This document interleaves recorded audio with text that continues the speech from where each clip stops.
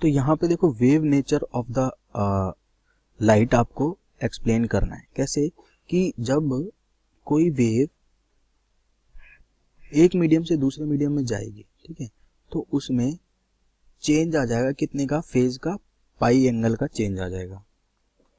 जैसे कि मान लो कोई वेव अगर ऐसे ट्रेवल कर रही है, ठीक है, और वो यहाँ पे डेंस मीडियम से टकराती है, तो वो वापस हो जाएगी सेम पैटर्न को, लेकिन उसकी डायरेक्शन क्या हो जाएगी, चेंज हो जाएगी। पहले वो ऐसे जा रही थी तो अब ऐसे जाएगी। इसका मतलब कितने का चेंज आ जाएगा, पाई का, जब वो ग्लास और एयर पे रिफ्रैक्शन फॉलो करेगी। और रिफ्लेक्ट है कि the centre of the interference pattern is dark, ठीक है। पाई का जब हमारे पास एंगल चेंज आता है तो जो इंटरफेरेंस पैटर्न होता है वो डार्क फ्रिंज बनाता है, ठीक है, क्योंकि देखो delta x is equals to n lambda पे अपने पास में ब्राइट फ्रिंज मिलती है, ठीक है। अगर मैं बोल रहा हूँ कि डेल्टा फाई जो है वो अपना पाई है, और डेल्टा फाई होता क्या है, 2 pi upon lambda into delta x, ठीक है। तो पाई से पाई कैंसिल आउट हो जाएगा, तो डेल्टा एक्स की वैल्यू कितनी आ जाएगी, दिस इंप्लाइज डेल्टा एक्स आ जाएगा लैम्डा बाई 2, ठीक है, जो कि आपका एन लैम्डा के बराबर नहीं है, क्योंकि एन तो इंटीजर होता है। तो इसका मतलब ये है 2n + 1 लैम्डा बाई 2 के बराबर। इसका मतलब डार्क फ्रिंज बनेगी, तो ये भी बिल्कुल सही स्टेटमेंट है। दोनों स्टेटमेंट जो यहाँ पे गिवन है वो क्या है, ट्रूथ है। Convex side view mirror of focal length 20 centimetre, a second car 2.8 metre behind the first car is overtaking the first car at a relative speed of 15 metre per second. Speed of the image of the second car as seen in the mirror of the first one is, ठीक है।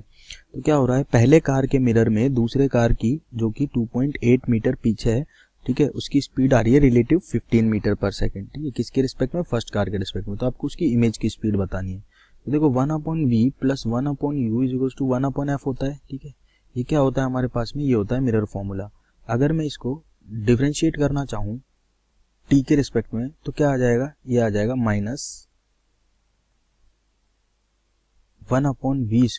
ठीक है, and dv/dt, ठीक है। और यहाँ आ जाएगा again -1/u² du/dt, ठीक है। फोकल लेंथ तो कांस्टेंट है तो 0 हो जाएगा। तो यहाँ से dv/dt जो आएगा वो क्या आएगा, इमेज की स्पीड, वो आएगा -v²/u² इंटू du/dt, ठीक है।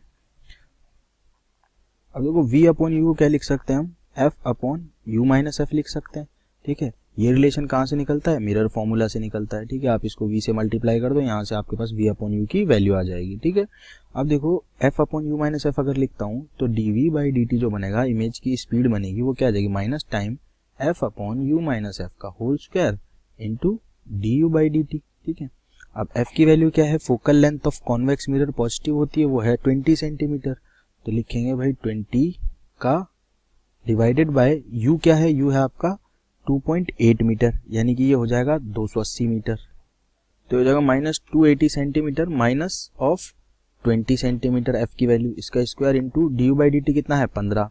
तो ये आ गया भाई आपके पास में -1/15 का होल स्क्वायर इंटू 15। तो ये आ गया आपके पास में 1/15 मीटर पर सेकेंड। तो 1/15 is the correct answer. An electromagnetic wave in vacuum has the electric and magnetic field E and B which are always perpendicular to each other, जो कि बिल्कुल सही बात है। तो direction of polarisation is given by x vector and that of wave propagation by k vector. तो आपको बताना है कि k और x में कौन सा रिलेशन करेक्ट होगा, ठीक है। तो डायरेक्शन ऑफ वेव प्रोपगेशन हमें गिवन है k, तो मैं लिख सकता हूँ k vector cross E vector upon mu omega जो होगा वो किसके बराबर होगा, आपका h वेक्टर के बराबर होगा। और ये भी हमें पता है h वेक्टर जो होता है वो क्या होता है, b वेक्टर अपॉन म्यू होता है, ठीक है। और k cross h vector upon epsilon omega जो होता है वो माइनस ऑफ e वेक्टर के बराबर होता है, ठीक है। प्रॉपर्टीज ऑफ इलेक्ट्रोमैग्नेटिक वेव है, ठीक है।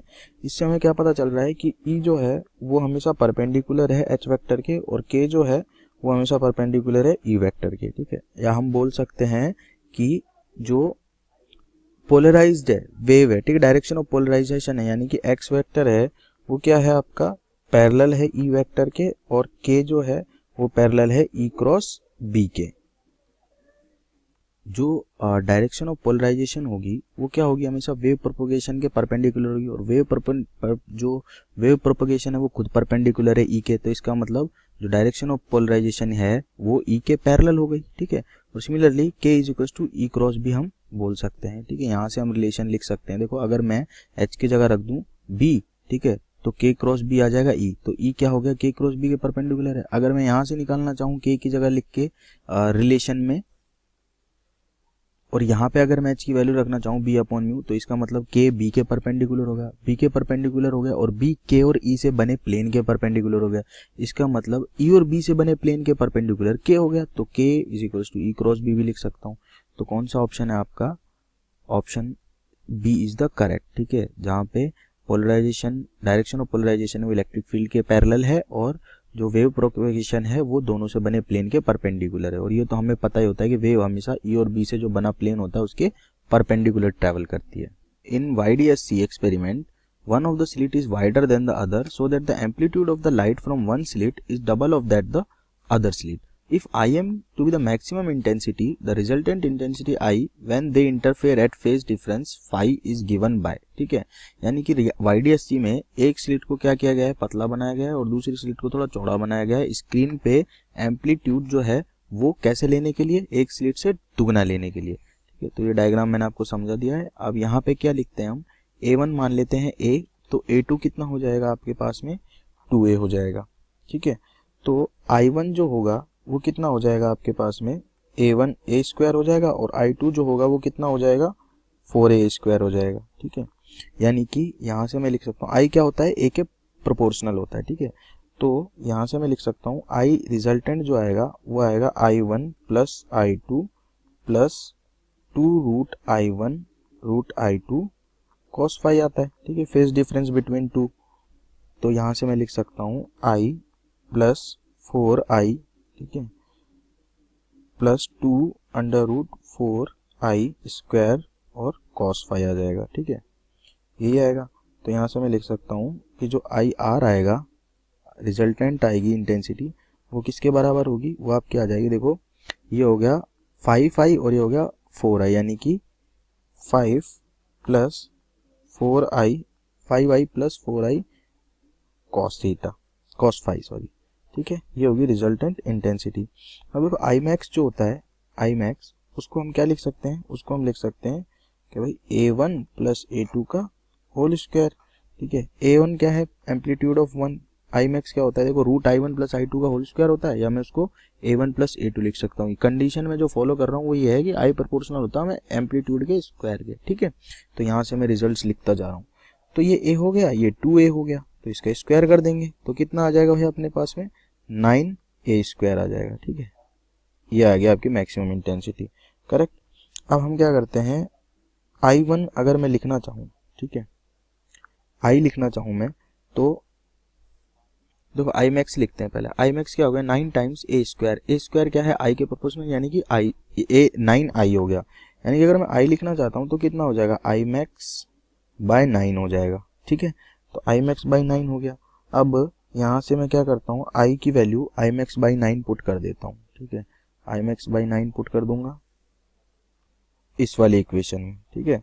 तो क्या हो जाएगा आपके पास में, इसकी जगह देखो आई मैक्स बाई 9 आ जाएगा, इसकी जगह आई मैक्स बाई 9 आ जाएगा, ठीक है। यानी कि आई मैक्स बाई 9 कॉमन आ जाएगा और 5 प्लस कॉस 5 बच जाएगा, ठीक है। तो आई मैक्स बाई 9 आ जाएगा बाहर और 5 प्लस 4 कॉस 5 जो कि ऑप्शन में नहीं है, तो इसको सॉल्व करते हैं आगे, ठीक है। तो I जो आएगा रिजल्टेंट वो कितना आ जाएगा भाई, I max by 9 and 5 plus 4 cos 5 आ जाएगा, ठीक है। अब मैं क्या करता हूँ, इसको देखो 2 कॉस थीटा जो होता है उसको मैं क्या लिख सकता हूँ, उसको मैं लिख सकता हूँ सॉरी कॉस 2 थीटा को मैं लिख सकता हूँ, कॉस 2 थीटा जो होता है उसका फॉर्मूला क्या बनता है, उसका फॉर्मूला बनता है 2 कॉस स्क्वायर थीटा माइनस 1, ठीक है। तो देखो यहाँ से मैं क्या सब्सटीट्यूट करता हूँ, आई मैक्स बाई 9 लिखूंगा, 5 एज इट इज लिखूंगा, प्लस 4 लिखूंगा। अब देखो कॉस 2 थीटा है, ठीक है, यानी कि इस कॉस 5 को मैं कॉस 2 थीटा मान लेता हूँ, तो इसकी जगह क्या लिख सकता हूँ मैं, 2 कॉस स्क्वायर 5/2 माइनस 1, ये लिख सकता हूँ, ठीक है, कॉस थीटा की जगह। यानी कि इसको मैं आगे सॉल्व करके लिख सकता हूँ, I max by 9 5 plus 8 cos square 5/2 minus 1, ठीक है। यानी कि ये बन जाएगा आपके पास आई मैक्स बाई 9, ठीक है, 5 में से 1 गया तो 4 बच गया, तो आ जाएगा 4, अंदर बचेगा आपके पास में 1 प्लस 2 कॉस स्क्वायर 5/2। ठीक है, अब देखो ऐसा कोई ऑप्शन है 1 प्लस 2 कॉस स्क्वायर 5/2, ये आ रहा 1 प्लस 2 कॉस स्क्वायर 5/2, लेकिन और आगे इसको सिंप्लीफाई करते हैं। ठीक है, आई मैक्स बाई 9 4i/9 आ रहा है, तो 4i/9 नहीं है कहीं पे भी। ठीक है, तो इसको और सिंप्लीफाई करते हैं। अब देखो हमें पता है कि अच्छा एक मिस्टेक हो गई कैलकुलेशन, यहाँ 4 आएगा। ठीक है, यहाँ पे 4 आएगा क्योंकि ये 4 मल्टीप्लाई में इससे और मल्टीप्लाई में इससे। ठीक है, 4 आएगा तो ये बन जाएगा 4 हट जाएगा यहाँ से। ठीक है, और ये बन जाएगा 1 प्लस 8 कॉस स्क्वायर 5/2। ठीक है, 1 प्लस 8 कॉस स्क्वायर 5/2, तो I max by 9 1 plus 8 cos square 5/2, D option आपका करेक्ट है।